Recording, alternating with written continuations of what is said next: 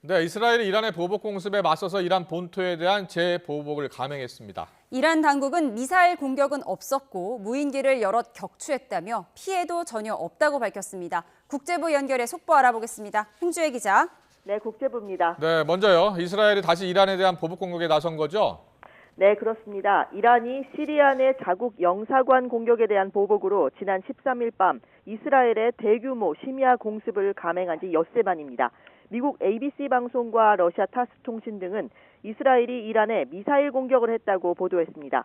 이란 타스 통신도 이스파한의 공항에서 폭발음이 들렸지만 원인은 알려지지 않았다면서 인근엔 이란 제8 육군 항공대 군기지가 있다고 전했습니다.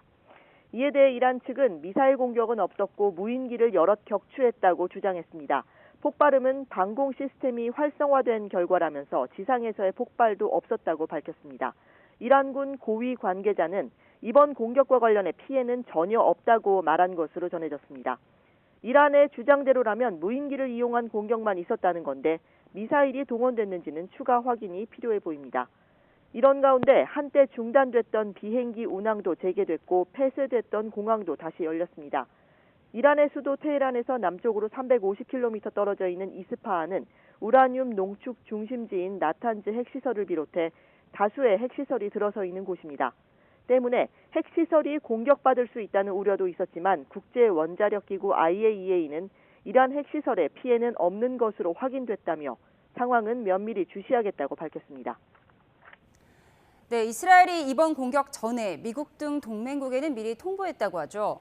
네, 외신들은 이스라엘이 보복 계획을 미국에 미리 통보했다고 보도했습니다.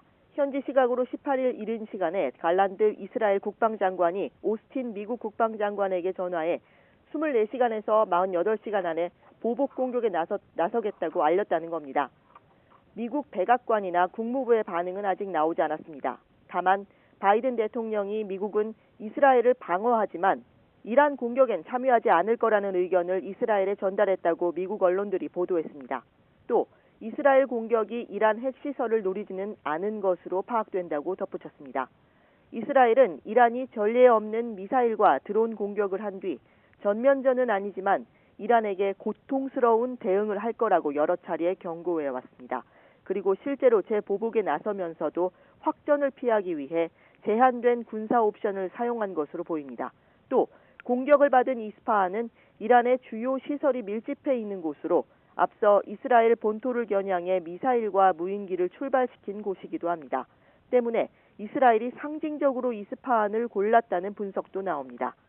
이런 가운데 이란 일부 언론은 이란에 침투한 세력이 이스파한에서 소형 무인기를 날렸다며 이란의 어떤 곳에서도 외국이 공격했다는 보고가 없다고 보도했습니다. 공격 배후가 불분명한 만큼 즉각적인 대응은 없을 거라고 전해 중동 지역에서 보복의 악순환이 되풀이될지 아니면 이스라엘과 이란 모두 상황 관리에 나설지 전 세계가 주시하고 있습니다. 지금까지 국제부에서 전해드렸습니다.